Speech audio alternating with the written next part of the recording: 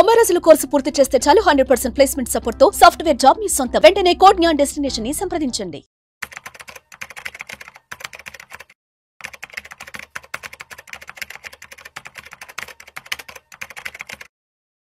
నమస్కారం అండి. నమస్తే. ఇప్పుడు మనం చూసుకుంటున్నట్లయితే గోల్డ్ రేట్ చాలా హైగా ఇంకా పెరుగుతూనే ఉంది. ఇప్పుడు చూస్తున్న కొద్దీ పెరుగుతూ వస్తుంది. అయితే కొత్తగా ఇన్వెస్ట్ చేయాలనుకునే వాళ్ళకి ఇంకా మీద కూడా ఏమైనా ప్రాఫిట్స్ వచ్చే అవకాశం ఉందంటారా? అంటే మళ్ళీ ఇంకేమైనా పెరిగే అవకాశం ఉందా మనకి గోల్డ్? సో బేసికల్గా ఏంటంటే అంటే లాస్ట్ ఇయర్ బాగా మూవ్ అయిందని ఒక రీజన్ తీసుకొని మాత్రం ఇన్వెస్ట్ చేద్దండి. లాస్ట్ ఇయర్ 32% దాకా వచ్చేసింది లాస్ట్ 1 yearలోనే. అండ్ ఇప్పుడు అంత రాదు, ఈవెన్ అందులో 1/4 కూడా రాదు. ఏ అసెట్ అయినా సరే సైక్లికల్ నేచర్ ఉంటుంది. స్ట్రాంగ్గా మూవ్ అయ్యాం అనుకోండి, అంతే స్ట్రాంగ్గా సైడ్ మార్కెట్కి వెళ్ళిపోతుంటుంది. అందుకని దాని నేచర్ ఎంత ఉందో అంతే మూవ్ అవుతుంది. బేసికల్గా స్టాక్స్కి అయితే మనం ఏటీఆర్ అంటాం, యావరేజ్ 2 range అంటాం. అంటే లాస్ట్ 14 క్యాండిల్ యావరేజ్ చేసి మనం చెప్తాం అనమాట. అందుకని రిలయన్స్ ఎంత పోతుంది పర్ డే అంటే మన క్లారిటీ ఉంటుంది. మంత్లీ ఎంత పోతుంది అంటే మన క్లారిటీ ఉంటుంది. నిఫ్టీ ఎంత పోతుంది అంటే నిఫ్టీ పర్ డే వచ్చేసరికల్లా 250 points యావరేజ్ మీద, అంతే తప్ప 1000 points పోద్ది అలా అలా ఎక్స్పెక్ట్ చేయకూడదు. దాని హిస్టరీ మనకు చెప్తుంటుంది, అది క్లూ. అలాగే పర్ వీక్ ఎంత పోద్ది అంటే 650 points, పర్ మంత్ ఎంత పోతుంది అంటే ఆల్మోస్ట్ 1400 points. అంటే క్లారిటీ ఉంటుంది ఈ అసెట్ ఎంత పోతుంది యావరేజ్ మీద అని అనమాట. ఈ యావరేజ్ కన్నా ఎక్కువ మూవ్ అయితే మనం వాలటిలిటీ అంటాం.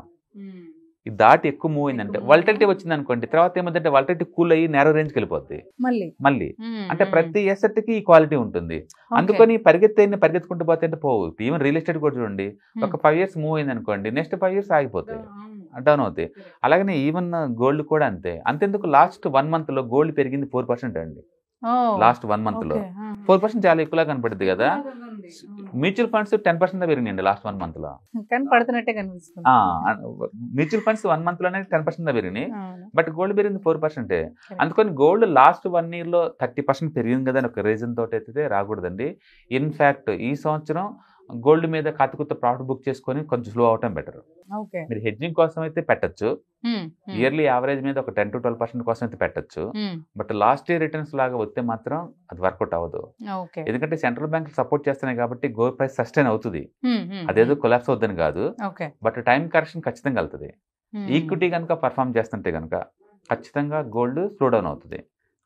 లాస్ట్ ఇయర్ కొంచెం గోల్డ్ ఈక్విటీ బాగా వలటైల్ అయింది కాబట్టి గోల్డ్ ప్రైస్ కి ఎంత సస్టైనబిలిటీ వచ్చింది. బట్ నేను అనుకోవటం ఏంటంటే అది 1 lakh దగ్గర ఆగిపోతుంది. అక్కడ ఖచ్చితంగా 1.5 year 2 years ఆగాల్సిందే 1 lakh దగ్గర. అందుకని గోల్డ్ ఒకటే రేట్ తో కంటిన్యూస్ గా మూవ్ అవుతుంది అనే ఎక్స్పెక్టేషన్ అయితే వద్దు. Last 1 year yes. సో ఇప్పుడు మీరు అన్నారు ఈక్విటీ మనకి లో ఉన్నప్పుడు ఇది పెరుగుతూ ఉంటుంది. ఇప్పుడు కూడా అదే నా రీజన్. అంటే మనకి మార్కెట్ కొంచెం ఇందులో డౌన్ ఉంది కాబట్టి గోల్డ్ ఏమైనా పెరిగే అవకాశం. ఇండియన్ సినారీ ఒకటే కాదు, గోల్డ్ అనేది యూనివర్సల్ మెటల్స్ ఎప్పుడు వరల్డ్ వైడ్ గా ఒకేలాగా మూవ్ అవుతా ఉంటాయి అనమాట. స్టాక్స్ అలా కాదు, కంట్రీ స్పెసిఫిక్ సెక్టర్ స్పెసిఫిక్ నడుస్తూ ఉంటాయి stocks. But gold as a metal గా వరల్డ్ వైడ్ ఒకేలాగా మూవ్ అవుతా ఉంటది. లాస్ట్ ఇయర్ వరకు ఏంటంటే సెంట్రల్ బ్యాంక్స్ అన్ని కొంటున్నాయి కాబట్టి బాగా మూవ్ అవుతుంది. అది కంటిన్యూస్ గా ఆ రేంజ్ లో కంటిన్యూ అవుతాయి అంటే అది అవ్వాలి అంటే ఈక్విటీ వరల్డ్ వైడ్ డిస్టర్బ్ అవ్వాలి. వరల్డ్ వైడ్ గా ప్రస్తుతానికి అయితే అంతేం కనిపించడం లేదు, నార్మల్ గానే కనబడుతున్నాయి. కాబట్టి గోల్డ్ లో లాస్ట్ ఇయర్ లాగా ఈ సంవత్సరం కూడా ఒక 30 ఎక్స్పెక్ట్ చేస్తారా అంటే అంత లేదు. నిజానికి మీరు ఒకవేళ హెవీగా కనుక ఇన్వెస్ట్ చేసి ఉంటే కనుక ఎంతో కొంత ప్రాఫిట్ బుక్ చేసుకొని కొంచెం స్లో అవటం దాంట్లో బెటర్. ఒకవేళ హెడ్జింగ్ కోసం కనుక తీసుకుంటే కనుక మీరు ఉంచుకోవచ్చు అంతే. మీరు 10% కోసం అయితే ప్రయాణం కోసం అయితే ఉంచుకోవచ్చు, హెడ్జింగ్ కోసం ఉంటే ఉంచుకోవచ్చు. ఆల్రెడీ హెవీగా ఇన్వెస్ట్ చేసి ఉంటే కనుక కొంత ప్రాఫిట్ బుక్ చేసుకోవచ్చు కూడా. ఎందుకంటే దాంట్లో వీక్ అవుతున్న సెంటెన్స్ ఏం కనపట్లేదు కానీ, బట్ లాస్ట్ ఇయర్ 30% పెరగటమే అది టైం కరెక్షన్ గుర్తు అనమాట. అందుకని డెఫినెట్ గా గోల్డ్ స్లో డౌన్ అవుతుంది. ఈసారి అంతకంటే ఎక్కువ పెరుగుతుందని ఎక్స్పెక్ట్ చేయడం అయితే అంత కాదు, అందులో ఈవెన్ హాఫ్ కూడా పెరగదు. లాస్ట్ ఇయర్ తో పోల్చుకుంటే హాఫ్ కూడా పెరిగే ఛాన్సే లేదు.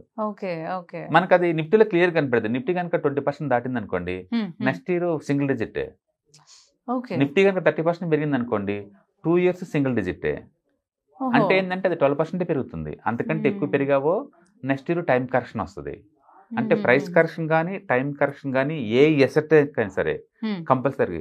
అంటే చాలా మంది ఏంటంటే గోల్డ్ కంటిన్యూస్ గా పెరిగిద్దేమో అనుకుంటారు, అది కోవిడ్ నుంచి పెరుగుతుంది కాబట్టి. ఒకసారి కోవిడ్ కన్నా ముందేం జరిగిందో చూడండి, ఒక డెకేడ్ కూడా 0 రిటర్న్స్ వచ్చిన ఇయర్స్ ఉన్నాయి గోల్డ్ కి, ఒక డెకేడ్ లో కూడా. అబ్బో. అందుకని షార్ట్ టర్మ్ లో జస్ట్ 4-5 years నుంచి పెరుగుతుంది కదా అన్న ఒక రీజన్ తోటి లాంగ్ టర్మ్ అలా ఎక్స్పెక్ట్ చేయమాకండి, అట్లా ఏమి ఉండదండి. పెరిగితే ఒకేసారి ఆమంతం అది చార్ట్ బ్రేక్అవుట్ అయితే ఒకేసారి పెరుగుతుంది, పెరుగుతుంది. లేదంటే కన్సల్టేషన్ అంటారు మన సైడ్ మార్కెట్ లో, టైం కరెక్షన్ అంటాం కదా, వాటికి వెళ్ళిపోతాయి. కాబట్టి నేను అనుకోవడం ఏంటంటే సింగిల్ డిజిట్ లో పెరుగుతుంది gold next 1 year. Equity market కొంచెం గ్రోత్ ఉంటుంది కానీ అటుకు ఉండదు. ఈక్విటీలో టూ మచ్ డౌన్ అవుద్ది కాబట్టి టూ మచ్ అట్రాక్టివ్ టైర్ అవుతుంది, మళ్ళీ పైకి వెళ్తాయి. అందుకని టూ మచ్ ఇటుపోయిన టూ మచ్ ఇవి ఇటు వచ్చిన అటు వచ్చిన.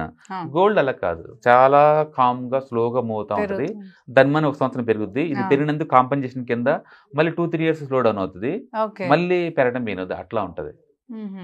గోల్డ్ లో ఉన్న బ్యూటీ ఏంటంటే లో బీటా, అంటే ఇయర్లీ యావరేజ్ మీద 10-12% దాకా వస్తుంది, అందులో ఉన్న బీటా అది ఉంది. అయితే ఈ మధ్యకాలం అంటే వరల్డ్ వైడ్ గా ఇన్వెస్టర్స్ కి మంచి డిమాండ్ వచ్చింది, సెంట్రల్ బ్యాంక్స్ తోడింది దాని తోడు. అంటే గోల్డ్ మైనింగ్ కంపెనీ కూడా తక్కువైపోయినాయి ఇప్పుడు వరల్డ్ వైడ్ గా, అంత సెకండ్ రీసైక్లింగ్ గోల్డ్ ఎక్కువ వస్తుంది మార్కెట్లోకి. దాంతో గోల్డ్ డిమాండ్ సస్టైన్ అవుతుంది కానీ బట్ లాస్ట్ ఇయర్ లాగైతే ర్యాపిడ్ గా పెరిగే ఛాన్స్ లేదు. అంటే ఎవరైనా హెవీగా గోల్డ్ ఇన్వెస్ట్ చేస్తే కనుక కొంత ప్రాఫిట్ బుక్ చేసుకోవడం బెటర్ ఈ రేంజ్ లో. ఓకే అండి, థ్యాంక్ యూ. హాయ్, మార్కెట్స్ చాలా వాలటిలిటీ ఉన్నాయని భయపడుతున్నారా? మార్కెట్ ఆల్ టైమ్ హైలో ఉందని దూరంగా ఉండాలనుకుంటున్నారా? ఏది రైట్ టైం మార్కెట్లో ఎంటర్ అవడానికి, ఏది బెస్ట్ టైం మార్కెట్లోంచి బయటకు పోవడానికి తెలుసుకోవాలనుకుంటున్నారా? మార్కెట్లో mutual funds, ETFs, index funds ద్వారా మనీ మేక్ చేద్దాం అనుకున్నారా? ఇలాంటి మీ డౌట్స్ కి క్లారిఫికేషన్ కోసం ఈ webinar. ETFs, index funds and mutual funds కోర్సులో జాయిన్ అవ్వండి, మీ డౌట్స్ క్లారిఫికేషన్ చేసుకోండి. Every month Saturday, Sunday and Monday conduct చేసే ఈ కోర్సులో మీకు ఈటీఎఫ్స్ అంటే ఏంటి, ఇండెక్స్ ఫండ్స్ అంటే ఏంటి, మ్యూచువల్ ఫండ్స్ అంటే ఏంటి, different type of ETFs, index funds, mutual funds అంటే ఏంటి, ఇందులో ఇన్వెస్ట్ చేయడం ద్వారా లాంగ్ టర్మ్ లో వెల్త్ ఎలా క్రియేట్ చేసుకోవాలా, షార్ట్ టర్మ్ లో ఎలా వెల్త్ క్రియేట్ చేసుకోవాలా, ఎనీబడి కెన్ ట్రేడ్ ప్రోగ్రామ్ ఎలా పార్టిసిపేట్ చేయాలా, ఇలాంటి అన్నిటికీ మీకు ఆన్సర్ దొరుకుతుంది. కాబట్టి మీకు ఎవరికన్నా ఇలాంటి వాటిలో వెల్త్ క్రియేట్ చేయాలని కనుక ఇంట్రెస్ట్ కనుక ఉంటే కింద స్క్రోల్ అవుతున్న నెంబర్ కి కాల్ చేయడం ద్వారా మీ సీట్ ని బుక్ చేసుకోండి. Thank you.